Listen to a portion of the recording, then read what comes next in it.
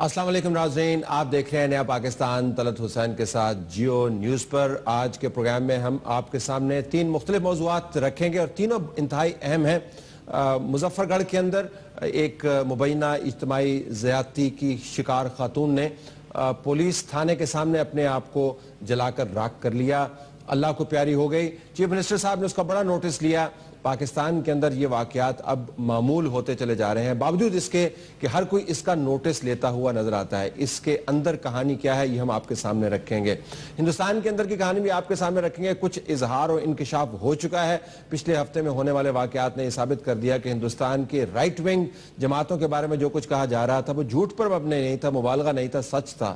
ہمیں اس میں سے کیا اسباق سیکھنے ہیں، ایڈیٹوریل کمنٹ ہمارا اس پر ہوگا۔ پروگرام کا باقاعدہ آغاز کرتے ہیں۔ پاکستان کی معیشت اگر درست نہیں ہے تو ملک کی سمت صحیح نہیں ہے، اور پاکستان کی معیشت کے دھارے کو صحیح رکھنے کے لیے نجکاری کے عمل کو ہمیں شفاف کرنے کی ضرورت ہے۔ پاکستان کے جو اثاثے رہے ہیں کسی زمانے میں، آج کل ہم ان کو نہیں چلا پا رہے۔ اب ہم ان کو جب پرائیویٹائز کرتے ہیں تو اس کے بارے میں مختلف قسم کے تنازعات سامنے آتے ہیں۔ دنیا بھر کے اندر نجکاری کا عمل ایک اچھا عمل سمجھا جاتا ہے، ریاستیں پرائیویٹائزیشن کرتی ہیں۔ پاکستان کے اندر ہمیشہ پرائیویٹائزیشن کے معاملے کے اوپر اتنا بڑا تنازع کیوں کھڑا ہو جاتا ہے؟ ہمارے اسٹوڈیو میں محمد زبیر صاحب موجود ہیں، چیئرمین نجکاری کمیشن پاکستان مسلم لیگ نواز کی طرف سے۔ ان کے برابر میں اشرف مالکم صاحب ہیں جو نمائندہ ہے جیو نیوز کے اور اقتصادی اور معاشی امور پر رپورٹنگ کرتے ہیں، اور سینیٹر سعید غنی صاحب چیئرمین ہیں سینٹ قائمہ کمیٹی برائے پارلیمانی امور پاکستان پیپلز پارٹی کی طرف سے، اور اس نجکاری کے عمل کے حوالے سے بالخصوص بہت گہری نظر رکھتے ہیں معاملات پر۔ زبیر صاحب، مالکم صاحب، اشرف صاحب، آپ کا بہت شکریہ۔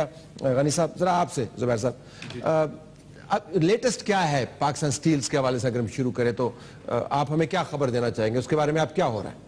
پاکستان سٹیل کے بارے میں ہم نے فائنینشیل ایڈوائزر اپوائنٹ کیا تھا، اس نے اپنا کام مکمل کر لیا تھا ہمارے ساتھ مل کے، جو بہت ہی comprehensive financial due diligence, technical, legal اور تمام معاملات کو وہ ٹرانزیکشن سٹرکچر ہم بورڈ میں لے کے گئے تھے، اور بورڈ نے اس کو اپروو کر دیا تھا ٹرانزیکشن سٹرکچر کو۔ اس میں تمام پہلو ہوتے ہیں ایسٹ اور لائبلٹیز کے حوالے سے، اور پھر ہم کیبنٹ کمیٹی میں لے کے گئے تھے 2 تاریخ کو۔ وہاں کچھ ممبرز کا خیال تھا کہ سندھ کی حکومت نے اظہار کیا تھا، انٹرسٹ شو کیا تھا کہ پاکستان سٹیل کو سندھ کی حکومت کو دے دیا جائے اور وہ اس کو چلائیں گے۔ اب ظاہر سی بات ہے، یہ تو ایک انیشل، تو ہم نے ان کو کہا کہ پہلے بجائے کہ ہم مارکیٹ میں لے کے جائیں، ایک دفعہ سندھ کی حکومت سے پوچھ لیتے ہیں، اگر وہ انٹرسٹڈ ہیں تو پھر ہم اس کے ساتھ باقاعدہ بات چیت کریں گے اور ٹرمز اینڈ کنڈیشنز وغیرہ، اور اس چیز کو انشور کر کے کہ کیا وہ چلانے کی قابلیت بھی رکھتے ہیں۔ سندھ کی حکومت نے دلچسپی کا اظہار کیا، ابھی نہیں کیا؟ اس سے پہلے ایک طلعت واقعہ ہوا تھا پچھلے سال، آپ کو شاید یاد ہو، اخبارات میں بھی آیا تھا، عمران خان نے PESCO Peshawar electric supply company کے حوالے سے کہا تھا کہ وہ کے پی کے حکومت کو دے دیں بجائے کہ اس کی نجکاری کریں اور وہ چلائیں گے۔ ویسے تو ہم نے دوسرے معاملات کو آپ کوٹ نہیں کرتے، لیکن میرے خیال میں اس میں بھی ہمیں اس کو باہر ہی رکھنا چاہیے۔ ہم نے سیریس بیسس ہم کونسل آف کامن انٹرسٹ میں تو کس کو جا رہی ہے پاکستان سٹیل ملز؟ کون بیڈر ہے؟ یہ قومی اثاثہ تھا اور اس کی پروڈکشن اتنی تھی، ویلیو اس کی اتنی تھی، اب کیا کرنے والے ہیں اس کے ساتھ؟ ابھی تو دیکھیں نا، ابھی سندھ حکومت کو، جس طرح میں نے کہا، اگر سندھ حکومت کہتی کہ نہیں ہمیں نہیں چاہیے تو ہم وی آر ریڈی، بالکل تیار ہیں مارکیٹ میں لے جانے کے لیے۔ مارکیٹ میں لے جانے کا مطلب یہ آخری مرحلہ جو ہوتا ہے نجکاری سے پہلے۔ تو پاکستان سٹیل مل کا جو نازک ترین معاملہ ہے نجکاری کا، وہ ایک نازک ترین دھاگے کے ساتھ جڑا ہوا ہے، اور دھاگے کی ایک کونا جو ہے وہ سندھ حکومت کے پاس ہے۔ تو غنی صاحب کو آپ فیصلہ کر لیجئے، لیٹر ہم نے بھیج دیا سندھ کہ آپ کو چاہیے سٹیل ملز، ماشاءاللہ جس طرح باقی چیزیں چلا رہے ہیں سندھ حکومت، ویسے آپ اس کو پھر چلائیں کہ نہیں چاہیے؟ میرا خیال ہے کہ سندھ گورنمنٹ کو سٹیل مل لے لینی چاہیے، نمبر 1، ٹھیک ہے جی، ان کو شرمندہ کرنے کے لیے یا ویسے ہی لے لینی چاہیے۔ اور یہ جو ایک نہیں، میں آپ کو وجہ بتاؤں، یہ جو بتایا جا رہا ہے کہ سٹیل مل چل نہیں رہی ہے، چلیں ہمارے دور میں تو ہم مان لیتے ہیں تباہ کر دی، برباد کر دی، خراب ہو گئی۔ انہوں نے آنے کے بعد جو اس کا سی او لگایا وہ بہت بہتر آدمی ہے۔ میں ایک دفعہ اسٹینڈنگ کمیٹی کی میٹنگ میں ملا، لیکن بندہ مجھے مناسب لگا اور لگتا تھا کہ شاید وہ سٹیل مل کو ٹھیک کرنا چاہتا ہے، اور انہوں نے کچھ پیسے ویسے بھی دیے، وہ بیل آؤٹ پیکج کے نام پر کچھ سلسلہ بھی کیا۔ ٹھیک، وہ جب پہنچا جی 65% اس کی پروڈکشن آئی، سوئی سدرن گیس نے اس کی گیس بند کر دی۔ اب ایک ادارہ آپ کا مر رہا ہے جو بڑی مشکلوں سے لے دے کے کسی طرح سے کھڑے ہونے کے قابل ہوا ہے، چلیں جی اگر اس کے ڈیوز ہیں بھی تو یہ دیکھ کے کہ اس کی جان نکل رہی ہے، کم از کم فی الحال اس سے ہم نہ لیں، تھوڑا سا صحت مند ہو جائے تو پھر اسے ہم لے لیں گے۔ آپ سوئی سدن سے جون سے لے کے دلوا لیں گے سٹیل مل کو؟ جون سے لے کے آج تک اس کی گیس بند ہے، اور تقریباً 6 ارب روپے خسارہ اس میں ہو گیا اس کا صرف ان کی وجہ سے، اور اس کی جو پروڈکشن 65 کے پاس گئی تھی وہ دوبارہ صفر پہ کھڑا ہو گیا. اب آپ دوبارہ کھڑے کرنا چاہیں گے، ہم تو بار بار پیسے دے رہے ہیں. بھائی پیسے آپ دے رہے ہو، دوسری طرف سے اپنے ہی دوسرے ادارے کے ذریعے آپ اس کی آپ کی شنید کیا ہے؟ کیا سندھ حکومت یہ سیاسی بحث سے قطع نظر ایک جینون بڈر ہے، جینون انٹرسٹڈ ہے یا نہیں؟ اگر نہیں ہے تو پھر ہمیں let's get on with life. انہوں نے ہم نے تو بھی کہا کہ ہم 2 سے 4 ہفتے انتظار کریں گے، زیادہ نہیں کریں گے. میں انہوں نے یہ ویسی ایک چال کھیلی ہے، پتہ پھینکا ہے اور یہ دینا چاہتے ہیں. انہوں نے سوچ لیا ہوگا کس کو دینا ہے، جو ہمیشہ ان کی پرائیویٹائزیشن پچھلی اٹھا کے دیکھیں نا تو بالکل اپنی مرضی کے لوگوں کو دیتے رہے. اور بلکہ ایک کیس ابھی جو ریسنٹلی ہوا HEC کا، یہ خود میٹنگ میں موجود تھے. اس میٹنگ میں ان کے جو سیکرٹری مان کے گئے کہ جو بڈرز تھے ان کا پروفائل بہت کمزور تھا. انہوں نے میٹنگ میں کہا مطلب ہم نے جان چھوڑا نہیں. اور اس کے بعد اس کا کیا ہوا وہ بھی دیکھ لیں، سارے کا تحقیقات کریں گے اس میں کیا ہوا. تو انہوں نے پتہ پھینکا ہے، یہ فیصلہ کر رہا ہے. دیکھیں نا اسٹیل مل کی جو اس وقت کی پوزیشن ہے نا، اس وقت کی جو ہے اس میں تو کوئی ہاتھ نہیں ڈالے گا. یہ پہلے ان کی تقریریں ان کے وزیروں کی، وزیر اعظم کی، سب کی ریکارڈ پر ہے، ڈاکٹر صاحب کی بھی ریکارڈ پر ہے کہ ہم PIA کو ریسٹرکچر کریں گے، ہم اسٹیل مل کو ریسٹرکچر کریں گے، ریوائیو کریں گے، پھر اس کو پرائیویٹائز کریں گے. ریسٹرکچر کرو، ریوائیو کرو، ہمیں دے دو، ہم لے لیتے ہیں. ٹھیک. مالکم صاحب ذرا اس کے اوپر واپس آئیے گا. تو وہ کہہ رہے ہیں پتہ پھینکا ہے، اگر جو ان کی ذاتی رائے میں لینا نہیں چاہیے، لیکن میرا خیال ہے کہ شاید سندھ حکومت اس سے اجتناب برتے. عموماً تاثری ہے. What is your take? سر اس میں ایک پوائنٹ مسنگ ہے.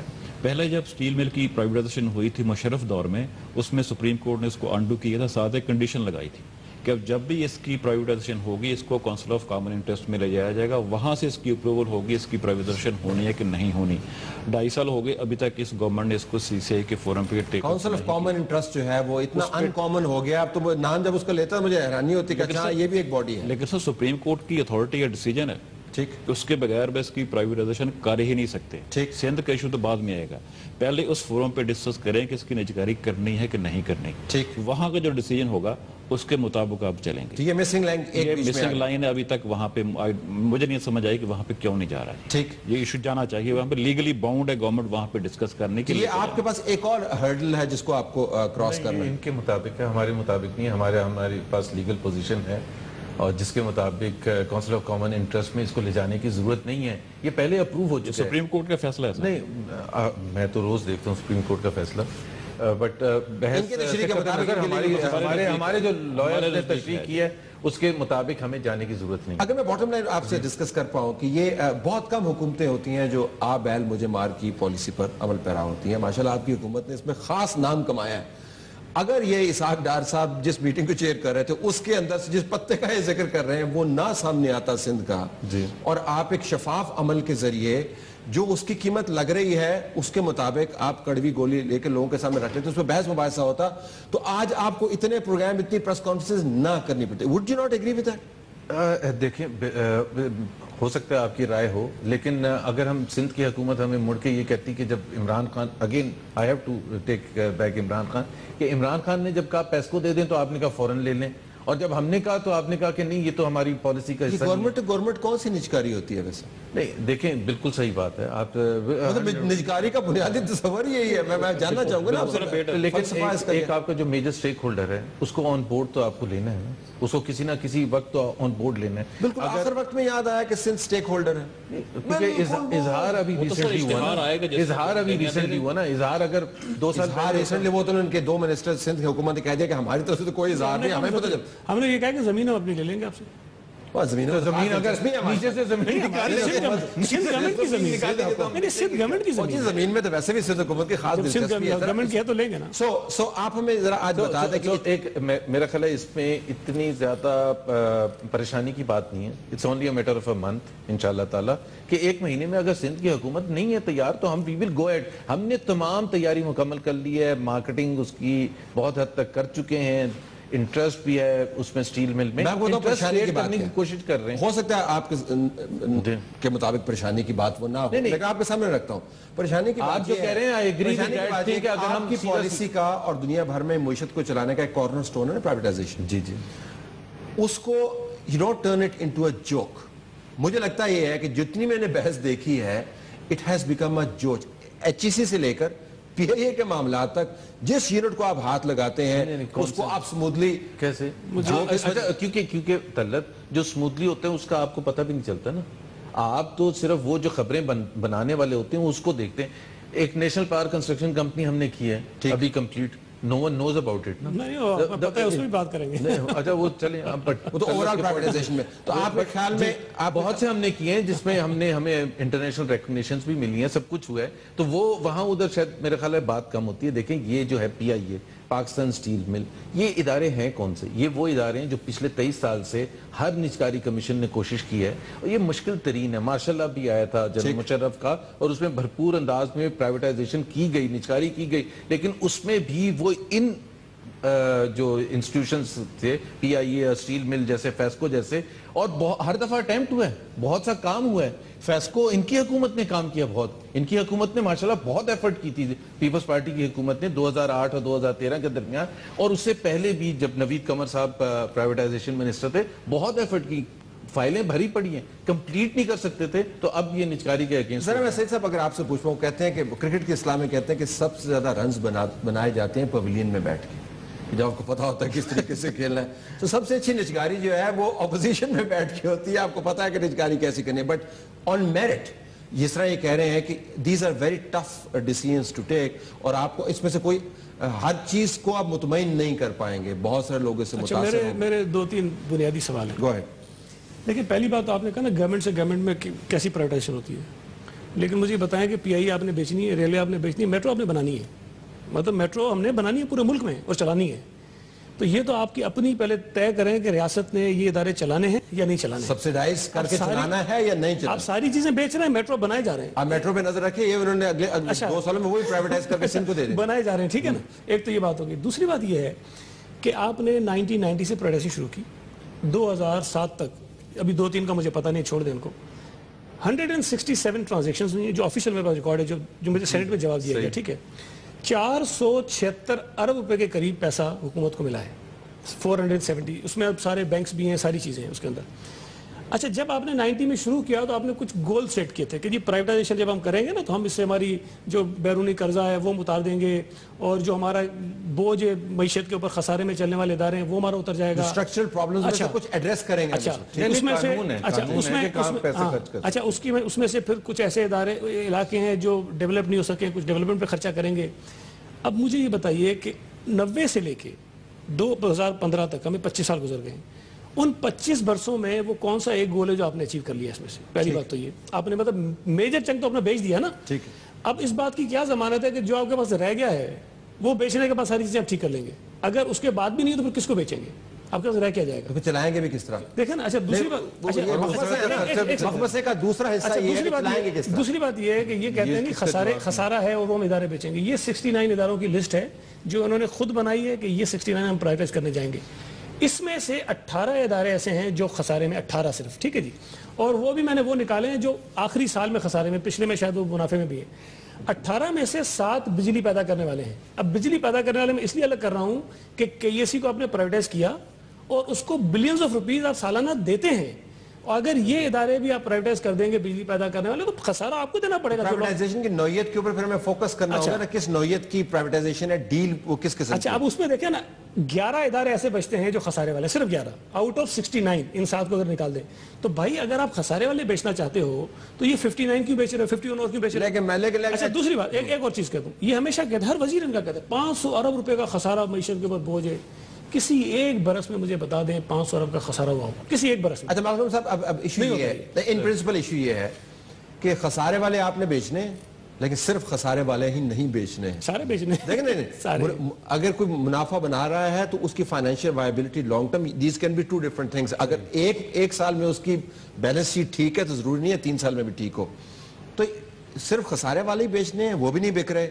خسارے والے آپ دینے کے لیے جاتے ہیں, وہ جو خریدنے والا وہ کہتا ہے جی ذرا اس کو ٹھیک ٹھاک تو کر کے دیں. اس طرح خسارے والا پروفٹ میں جاتے ہیں, وہ اس کو لاس میں لے جاتے ہیں واپس. ابھی اسٹیل مل کے ہم بات کر رہے ہیں نا, زبیر صاحب نے ایک پیکج دیا, بڑا اچھا پیکج تھا, CEO بہت اچھا لگایا, 18 ارب 5 کروڑ کا 50 کروڑ کا انہوں نے پیکج دیا کہ within a year steel mill ان کو پروفٹ 30 کروڑ پروفٹ ہوگا. واقعی ان کا بہت اچھا پیکج تھا جی. جون میں آ کے اسٹیل مل اپنے کیپیسٹی کے 65% پہ آ گئی. سعید غنی صاحب نے کہا 70% پہ آتی ہے تو وہ پروفٹ میں آ جاتی ہے. جب اس کی پروڈکشن 70% ہوگی اسٹیل مل ول کم انٹو پروفٹ. 65 پہ آتی ہے تو گیس کا بل ہوتا ہے 18-19 ارب روپے. اسٹیل مل کی گیس کٹ جاتی ہے. اٹ کیم, اب وہ صرف ہیٹ موڈ پہ ہے, زیرو پروڈکشن ہے. جیسے سعید غنی صاحب نے کہا لاس ہو رہا ہے. دوسرا سر ساتھ زبیر صاحب ایکچولی ایک ساتھ ہی سے ملتا جلتا ہے. کے الیکٹرک 50 ارب روپے کا بل ہے, وہ چل رہی ہے, وہ گورنمنٹ اس کی فنڈنگ کر رہی ہے. یہ جب یہ ادارہ صرف 18-19 ارب کی وجہ سے رک گیا, لاس سے پروفٹ میں آنے لگا, آپ نے گیس کاٹ دی. ایک تو میں وضاحت کر دوں, ایک تو سعید غنی صاحب کہتے ہیں ان کی نجکاری سن 90 کی دہائی سے لے کے آج تک, پہلی بات تو یہ ہے کہ ان کی حکومتیں دو آئی ہیں اور وہ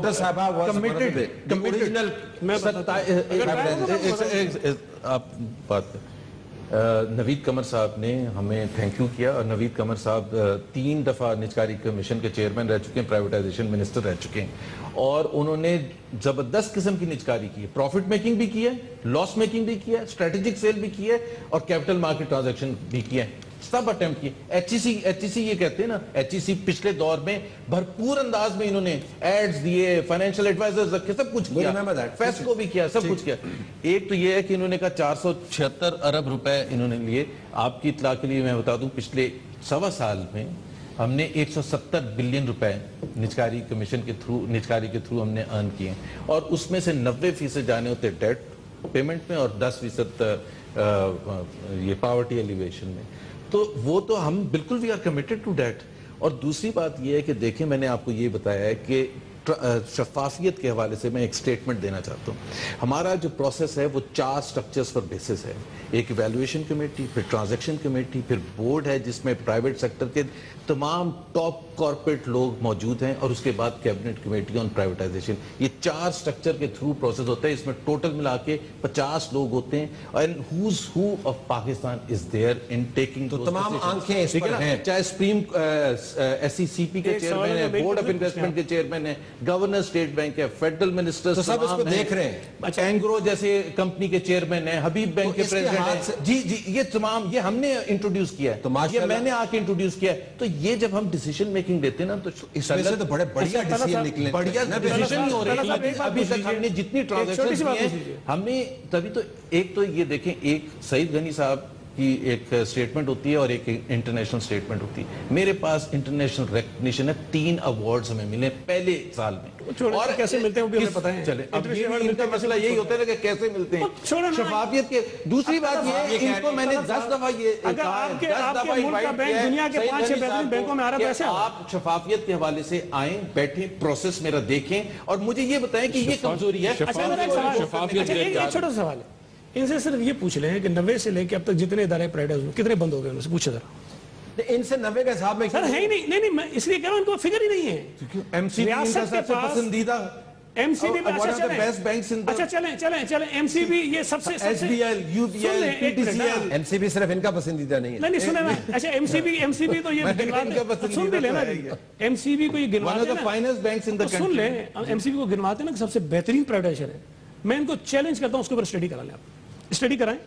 اگر ثابت نہ ہو جائے کہ بدترین پرائیویٹائزیشن وہ ہے قوم اپنے جو آپ کو ڈیسیژنز کو کھولتی ہے, میرے بھائی جس کے اوپر جس کے پاس کروڑوں اربوں روپے کے اشتہار دینے کے لیے فلسفیکلی اس کو سیٹل کر لینا. دیکھیں عموماً دنیا بھر میں پرائیویٹائزیشن جہاں پہ ہوتی ہے وہ بائی پارٹیزن کنسنسس کے ذریعے ہوتی ہے. جی, یعنی تمام پارٹیاں جو ہیں they have to have a buy in کہ جی ہم نے پرائیویٹائزیشن کرنی ہے. کس کی کرنی ہے, کب کرنی ہے, سپیڈ کے اوپر, یونٹس کے اوپر, یو کوڈ آرگو, لیکن ایز اے فلسفی آپ اس کو ریوزٹ عموماً نہیں کرتے. ادروائز خورشید شاہ صاحب جو لیڈر آف دی اپوزیشن ہے, he made a statement in public accounts committee, اور وہ ریکارڈڈ اسٹیٹمنٹ ہے کہ ہم آپ کے ساتھ ہیں, آپ جائیں اور نچکاری کریں. میں ابھی آپ کے پروگرام میں کہہ رہا ہوں, ان کو میں 10 دفعہ بتا چکا, ان کا اپنا موقف ہے, ان کا پیپلز پارٹی کا موقف ہے. اگر آپ سے پوچھ پاؤں کیا ہم نچکاری کے ساتھ سیاست اور صحافت دونوں کھیل رہے ہیں, بائی سیریس کوسچن. نہیں دیکھیں, ایک بات یہ ہے کہ میں پرائیویٹائزیشن کی اپروچ اس نظریے کے خلاف ہوں, ٹھیک ہے, تو فلسفیکلی یو اپوز ٹو اٹ. میں خلاف ہوں, ٹھیک ہے, لیکن آپ کی پارٹی اس کے حق میں ہے. نہیں پارٹی میری حق میں نہیں ہے. پارٹی بھی ابھی او جی ڈی سی ایل کا انہوں نے کیا تھا, ہم نے مخالفت کی ہے. وہ یونٹ ہوگا پرائیویٹائزیشن کے فلسفے سے. وہ اس کو فرق ہے. ابھی 2013 تک منسٹری چلا رہے تھے, one of the senior ranking minister person, پھر اب خلاف نوید قمر منسٹر تھے اور کہہ رہے ہیں کہ ہم خلاف ہیں. میرے بھائی ہم تو خلاف نیب کے بھی تھے, ہم نے کہا ختم کریں گے, نہیں کر سکے, کچھ لیگل ہوں گے ایشوز کو, مسئلے ہوں گے, نہیں کر سکے ختم. وزیر اعظم صاحب نے کہا تھا نا کھڑے ہو گئے کہ ہم تو نیب کو ختم کر رہے ہیں. صاحب نے تو ابھی सके। स्टेटमेंट दिया, आप कह रहे हैं कि आपने दबाव के नीचे प्राइवेटाइजेशन किए सर? कोई होंगे मसले मसाइल मुझे उससे नहीं पता, लेकिन ये कि देखिए मैं जेन्युइनली आपकी बातों को बड़े मेरे भाई ये भी तो IMF से वादे करके आते हैं ना कि 6 महीने में स्टील मिल कर दूंगा, साल में PIA कर दूंगा, करके आते हैं ना। अच्छा okay, tell us way forward क्या, फिर आगे क्या करेंगे? Peoples party wants to be relevant, peoples party बिल्कुल खत्म हो रही है यार। अच्छा उसको बात को छोड़ो, और रेलेवेंट बनाने के लिए अपने आप को प्राइवेटाइजेशन बात करें। देखें ये जो प्राइवेटाइजेशन हो गई है ना, और ये यकीनी तौर पर ये कर रहे होंगे कि हमारी मईशत बेहतर हो जाए, इदारे बेहतर हो जाए, इसीलिए कर रहे होंगे ना। आपने जितनी प्राइवेटाइजेशन कर ली है वो तो कर चुके हैं, वो तो होने वाली चीज नहीं है। उसके ऊपर तो कोई स्टडी हो सकती है ना, ठीक, कि भाई आपने इतने इदारे क्या खोया क्या पाया, इतने इदारे आपने बेचे हैं, इसमें से कितने बेहतर चल रहे हैं, कितने बंद हो गए हैं, कितने बर्बाद हो गए हैं, जमीनें बिक गई हैं, ये तो कर सकते हैं ना। आप स्टडी कीजिए, देखिए कि मईशत के ऊपर क्या फर्क है।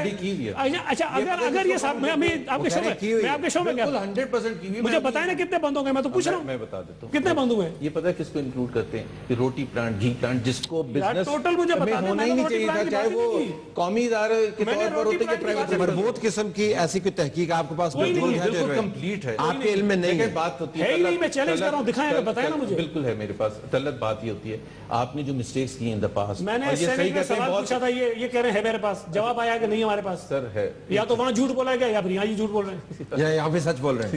ये एक बात सही हो सकती है ना, दोनों सही हो सकती है। इनके रोज सवाल, मैं इसलिए चैलेंज कर रहा हूँ, मेरे पास रिटन को मैं सिर्फ ये कह रहा हूँ तलत, अगर आप किसी चीज में बिलीव करते हैं एज एन इकोनॉमिक सिस्टम और आप समझते हैं उससे मुल्क की बेहतरी है, अगर पहले अगर कोई गलतियां हुई भी थी तो आप उसके बेसिस पर खत्म नहीं करते, उससे तजर्बा हासिल करके उसको सही करने की कोशिश करते हैं। अगर शफाफियत नहीं थी पहले तो उसको आपने ठीक करना है। अगर आपकी अप्रोच सही नहीं थी, प्रोफेशनल तरीके से आपने नहीं किया था, तो उसको ठीक करना है। अच्छा अगर टुवर्ड्स द वेरी एंड शुभ साहब, मैं अगर आपसे पूछ पाऊं कि अगर एक स्टेप मीडिया वाइज हुकूमत को उठाना चाहिए, ये सारे कंसर्न एड्रेस हो, तो बतौर सहाफ़ी हम क्या मांगते हैं, लोगों तक ये बात पहुंचाने की क्या हमें चाहिए हुकूमत? सर हमें पहले तो निजकारी की शफाफियत को यकीनी बनाना पड़ेगा। अगर मीडिया वाइज बात कर रहे हैं, मीडिया वाइज कैसे बताएं ना, तरीकेकार भी बताएं ना। आज मैं अभी इनवाइट कर रहा हूँ, आए जिसने भी आना है। अब डिबेट हो जाएगी, मैं डिबेट करना नहीं चाहता सर। कल ही हमने इनसे पूछा था कि आपकी बड़ी प्रोफेशनल टीम है, आपने HEC की निजकारी की, हमें पता था कंपनी जो खरीद रही है चोर कंपनी है, इनकी टीम को नहीं पता था। जब कंपनी ने खरीद लिया, सारा कुछ हो गया, चेक दिया, चेक बाउंस हो गया। हम डे 1 से कह रहे थे, डे 1 से कह रहे थे कंपनी फ्रॉड कंपनी है, जाली नाम के सेक्रेटरी मान के गए तलत साहब सुनिए ना, वो ऐसे वो हंसे हैं तो मुझे लगा कि शायद हमने कोई मजाक खेस बात कर दी। खेस की बात की, किस तरह? ये कहते हैं कि मार्च में हमें उनको उड़ा देना चाहिए था। अच्छा इनके लिए एक तजर्बा करना और मेरे लिए बिल्कुल मुख्तलिफ है। मेरी रिस्पॉन्सिबिलिटी थी कि किसी ना किसी तरह से कंटिन्यूएशन ऑफ इंडस्ट्रियल एक्टिविटी हो, एम्प्लॉयज रिटेन हो जाए, भले खरीदने वाला जो भी हो। सुन लें, नहीं मुझे वो रिस्क लेना था, मुझे उस हद तक जाना था। ये 10 साल से ट्राई हो रही है। HEC मुशर्रफ साहब की हुकूमत में भी हुई थी, पीपल्स पार्टी की हुकूमत, एक भी बिडर नहीं आया था। अब एक बिडर आया है, कंपनी की हालत खराब है। एक सेकंड उसका बताइए। इन्होंने जब ये प्राइवेटाइजेशन शुरू की तो कारगिल के नाम से कोई आया इनके पास लेने के लिए? सुनो, आपने आपकी ड्यू डिलिजेंस है ना, ये ड्यू डिलिजेंस है। फेक कंपनी रजिस्टर्ड होती है केनिया में, वो आके बिल्डिंग देती है, जो असल कारगिल है, बिल्कुल कारगिल लिमिटेड ने किया खरीदा। अच्छा ये आपने नहीं कहा कल कहा, आप हमारे ऑफिस में आ जाए, तमाम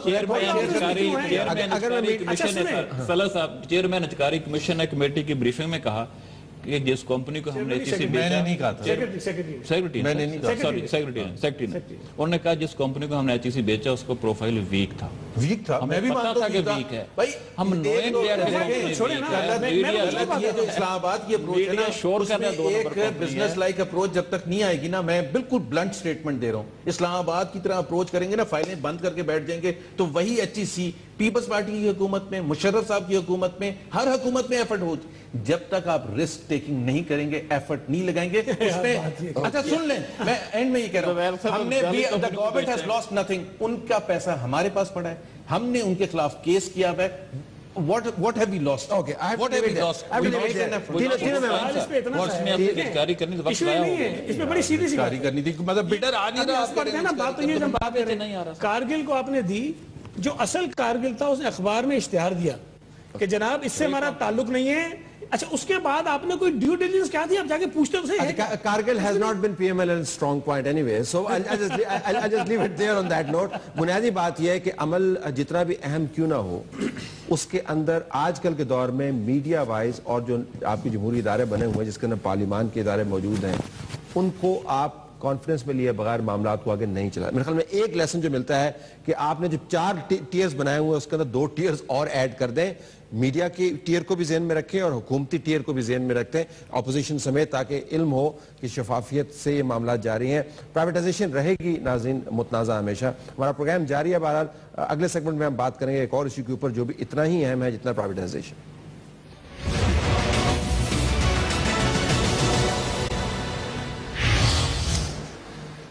ناظرین, آپ اس وقت تصویر دیکھ رہے ہیں سونیا بی بی کی. مظفر گڑھ میں یہ 24 سالہ لڑکی مبینہ طور پر پولیس کی زیادتی کا شکار ہوئی. اس کے بعد یہ خبر جب سامنے آئی تو پتہ یہ بھی چلا کہ اس زیادتی کے معاملے پر لڑکی نے پولیس کے سامنے FIR رجسٹر کروانے کی کوشش کی تھی, جس کے اوپر مبینہ طور پر پولیس نے انکار کر دیا.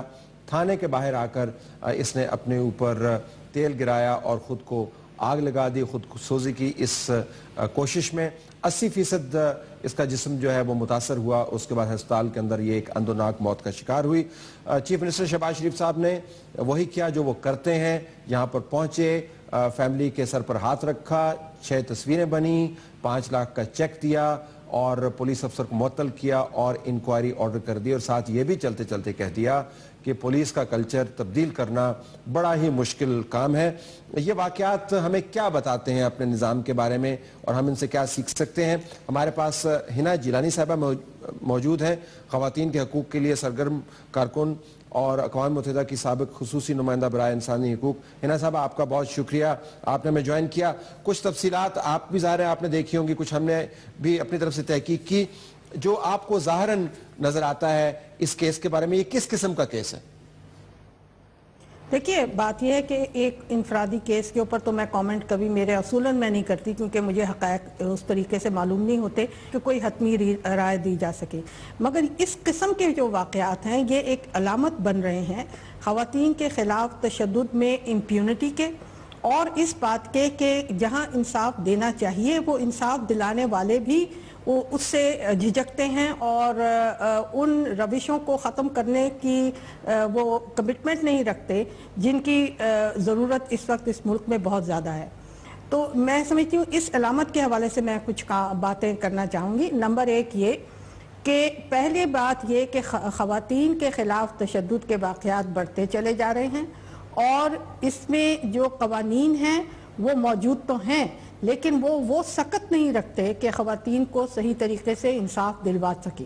نمبر 1. نمبر 2, جو لا انفورسمنٹ کا آپ کا کام ہے, جس سے کام شروع ہونا ہے, یعنی انصاف تو عدالت نے دینا ہے لیکن اس سے پہلے انویسٹیگیشن ہوگی تو عدالت انصاف دے سکے گی. جو انویسٹیگیٹنگ اتھارٹیز ہیں اس میں آپ دیکھ لیجئے کہ کمپلیننٹ کی پہلے تو ان تک رسائی ہی ایک بہت خطرناک عمل ان کمپلیننٹس کے لیے ہے. عورتیں خود ان پولیس سٹیشنز میں جا کر اپنے آپ کو غیر محفوظ سمجھتی ہیں, اور ایسے بہت سے واقعات اب سامنے آ چکے ہیں. دوسری بات یہ کہ اگر وہ غیر محفوظ نہ بھی ہوں تو عام شہری کو بھی FIR درج کرانا مشکل ہو جاتا ہے. آپ نے قوانین میں ایسا ایک سکم بھی رکھ دیا ہے کہ اگر مثلاً تشدد کا واقعہ قصاص اور دیت کے قانون کے تحت آتا ہو تو FIR میڈیکل رپورٹ کے بعد ہوگی, اور میڈیکل رپورٹ کون کروائے گا, کن حالات پہ کروائے گا, اس کا بھی ساری بات جو ہے وہ ان لا انفورسمنٹ کے حوالے ہے اور انویسٹیگیٹو اتھارٹیز کے حوالے ہے, جن میں اس وقت ڈیلیجنس کا بھی فقدان ہے, کمپیٹنس کا بھی اور آنیسٹی کا بھی. اگر میں انٹرپٹ کر پاؤں آپ کو, یہ جو ابھی آپ نے بات کی اسی سے ایک زاویہ میرے سامنے آتا ہے, لیکن اس پر جانے سے پہلے میں آپ سے پوچھنا چاہوں گا کہ آپ کی عمومی جو اسسمنٹ ہے وہ کیا ہے؟ یہ خود سوزی ہی کیوں کی جاتی ہے؟ کیا جو وکٹم ہے یا جو سائل ہے وہ کوئی جانے سے پہلے کوئی بہت بڑی اپنے بارے میں, اپنی بپتا کے بارے میں سٹیٹمنٹ دینا چاہتی ہے؟ کیونکہ فرسٹریشن کے اظہار کے اور بھی ذرائع ہیں. تو جب خودسوزی کے واقعات کا ڈیٹا میں دیکھ رہا تھا تو اس میں بہت اضافہ آپ کو نظر آتا ہے. جی, خودسوزی ایک تو فرسٹریشن کا ایک ری ایکشن ہوتا ہے, فرسٹریشن کی ایک آؤٹ برسٹ ہوتی ہے. دوسرا, میں نہیں سمجھتی کہ ایک انسان ایک اس امید سے جاتا ہے کہ میں اپنے آپ کو آگ لگا لوں اور کوئی مجھے بچا لے گا, کیونکہ یہ بات हर शख्स आम फहम बात है कि अगर जलने का रिस्क हो तो वो बहुत ज़्यादा रिस्क होता है और ज़रूरी नहीं कि कोई बचा ले। तो मैं इस बात को इतनी सीरियसली नहीं लेती कि किसी ने ये इरादा किया हो सिर्फ तवज्जो दिलवाने के लिए अपनी केस की तरफ या किसी को ब्लैकमेल करने के लिए। मैं इसमें एक बात आपको बताऊं कि इंडिया में ख़ास तौर पे कस्टोडियल जो क्राइम ख़वातीन के ख़िलाफ़ होता है, यानी अगर वो किसी सरकारी कस्टडी में हो और वहाँ पर उनके साथ किसी किस्म का कोई वाक़या हो तो ओनर्स ऑफ प्रूफ बदल जाता है और उस शख्स पे होता है जो उस अदारे का हेड होता है कि वो ये साबित करे कि इस खातून के साथ ज़्यादती नहीं हुई। हमारे यहाँ ये अजीब रविश है कि ये कह देना कि जी पुलिस का कल्चर बदलना मुश्किल है और ये है और वो है, ये बेकार की बातें हैं और इंसाफ को 5 लाख रुपए से ख़रीदा नहीं जा सकता। सिर्फ ज़्यादती इस खातून के साथ नहीं हुई, चीफ मिनिस्टर साहब को ये समझना चाहिए कि ये रोज़ ज़्यादती होती हैं। बहुत से लोग हैं, इनकी पॉपुलेशन अब इनसे डिमांड करती है कि अपनी रिस्पॉन्सिबिलिटी टू प्रोटेक्ट को आप सही तरीके से शक्ल दें कवानीन के हवाले से और उस एजेंसी को दुरुस्त करें जहाँ पर ख़वातीन के ख़िलाफ़ इस किस्म के तशद्दुद का इस्तेमाल इतना ज़्यादा है कि ख़वातीन थानों तक जाना भी नहीं चाहती हैं। तो मैं ये समझती हूँ कि ये चीज़ें आपको ओनस उन पे होना चाहिए, पुलिस वालों पे, कि वो प्रूफ करें। सबसे पहले इसका FIR दर्ज होना चाहिए इस केस का, कुछ भी जो भी वाक़यात हैं, और एक इंडिपेंडेंट एजेंसी जो है इस थाने के अलावा वो इन्वेस्टिगेशन। अगर इंडिपेंडेंट एजेंसी का आप नाम लेना चाहें कि अब इसमें पुलिस इन्वॉल्व है, अब जाहिर है वो खुद अपने बारे में क्या तहकीक करेंगे पेटी भाइयों के बारे में, तो इंडिपेंडेंट एजेंसी कौन सी हो सकती है? देखिए, सुप्रीम कोर्ट ऑफ इंडिया ने एक केस हुआ था गुजरात में एक सोशल वर्कर का जिसके साथ रेप हुआ था पुलिस कस्टडी में, और उन्होंने एक इंडिपेंडेंट कमेटी बनाई थी जिसमें सिविल सोसाइटी के लोग भी थे, वकला थे, गवर्नमेंट अथॉरिटी और पुलिस के लोग भी थे, और उस कमीशन ने उसके ऊपर सुप्रीम कोर्ट को एक पूरी इन्वेस्टिगेट करके और रिपोर्ट दी थी। अगर इस किस्म के वाक़े को आपने एक टेस्ट केस बनाना है तो चीफ मिनिस्टर साहब कोशिश करके एक इंडिपेंडेंट कमेटी से इसकी तफ्तीश कराएं। वो तफ्तीश जो है वो फिर वो डायरेक्शन देगी कि कहाँ कहाँ से और क्या क्या एविडेंस इकट्ठा करना है और कौन से बयानात की बुनियाद पर चालान जो है वो मुरतब करके अदालत में पेश करना है, ताकि एक मुस्तनद इन्वेस्टिगेटिव रिपोर्ट अदालत में जाए ताकि अदालत पूरे तरीके से इंसाफ कर सके और ये कहने का किसी को मौका ना मिले कि कमज़ोर थी इन्वेस्टिगेशन इसलिए इंसाफ नहीं हुआ। जनाब जलानी साहब, आपका बहुत शुक्रिया, आपने हमें ज्वाइन किया। नाज़रीन, बहुत तवील सफ़र है इंसाफ के हसूल के लिए, बिलखसूस ऐसे तबकात के लिए जिनकी आवाज़ कमज़ोर है या जिनके ऊपर तहमत बादज़ मौत भी लगाई जाती है। ये केस एक टेस्ट केस बन सकता है अगर हमने इसको रूटीन के केस के तौर पर ना लिया, ताकि इस किस्म के मुस्तकबिल में अगर कोई वाक़यात होने को हैं तो वो रोके जा सकें, या कम अज़ कम अगर खुदा न खास्ता हो जाते हैं तो फिर उनकी तहकीक सही तरीके से हो पाए।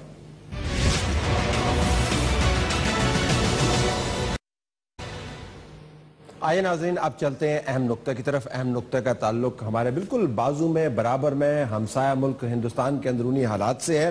हिंदुस्तान के अंदरूनी हालात मखदूश होते चले जा रहे हैं। कितने मखदूश हो गए हैं इसका अंदाज़ा आपको इस तस्वीर से होगा।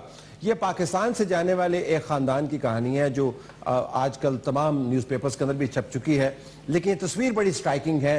यहाँ से मन्नत मान के गए थे और उसके बाद तमाम होटलों की मिन्नतें करते रहे कि हम पाकिस्तान से आए हैं, हमें एक रात गुजारने के लिए हम पैसे देते हैं, आप रख लें। होटलों ने इनकार कर दिया। बुनियाद क्या थी कि आप पाकिस्तान से आए हैं। और उसके बाद जब अपने दूर दराज के रिश्तेदारों के पास जाने का प्रोग्राम बनाया तो रेलवे स्टेशन पर वहाँ के स्टेशन मैनेजर्स ने कह दिया कि जहाँ पर आप जाना चाहते हैं वहाँ पे कोई ट्रेन नहीं जाती। और उसके बाद इस तमाम ख़ानदान को हिंदुस्तान की सड़कों के ऊपर, फुटपाथ के ऊपर दर बदर की ठोकरें खाते हुए वक्त गुजारना पड़ा।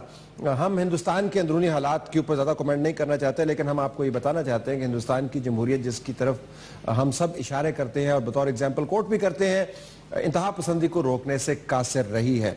और वो फ़लसफ़ा कि हिंदुस्तान के अंदर जो जमहूरियत है वो इंतहा पसंदों के ख़िलाफ़ एक बंद का काम कर रही है, मेरे ख्याल में बिल्कुल भौंडा हमें नज़र आता है। मोदी हुकूमत इन हालात की ख़राबी का बराह रास्त ज़िम्मेदार है। इनके बयानात, इनकी तरफ से जो फलसफा हयात बयान किया गया है, इनकी तरफ से जो पॉलिसी अपनाई गई है पाकिस्तान को बिलखुसूस टारगेट करते हुए, उसने इंतहा पसंदों के हाथ इतने खोल दिए हैं कि अब वो हर किसी के गिरेबान के ऊपर आते हैं। हिंदुस्तान का लिबरल हल्का इसके ऊपर कभी कभी कोई ट्वीट कर देता है, कोई आर्टिकल लिखता है और फिर हम ये कहते हैं कि हिंदुस्तान में इसके खिलाफ भी आवाज़ है, लेकिन एक तवील अरसे से तबका इंतहा पसंदों के हाथों इस्तेमाल होता रहा है। बिलखुसूस जब पाकिस्तान का मामला आता है तो आपको हर कोई एक सा ही नज़र आता है। हिंदुस्तान के अंदरूनी हालात को समझने के लिए जो बदतरीन खलफिशार आपको नज़र आ रहा है, आपको 3M की थ्योरी याद रखनी होगी। इन एम्स को समझे बगैर आप हिंदुस्तान को नहीं समझ सकते। एक M का ताल्लुक मूडी से है, दूसरे M का ताल्लुक मीडिया से है और तीसरे M का ताल्लुक मिलिट्री से है। मौजूदा हिंदुस्तान में अगर आपको ये बुराई बढ़ती हुई नज़र आ रही है तो इसका बराह रास्त ताल्लुक इन तीनों M से है।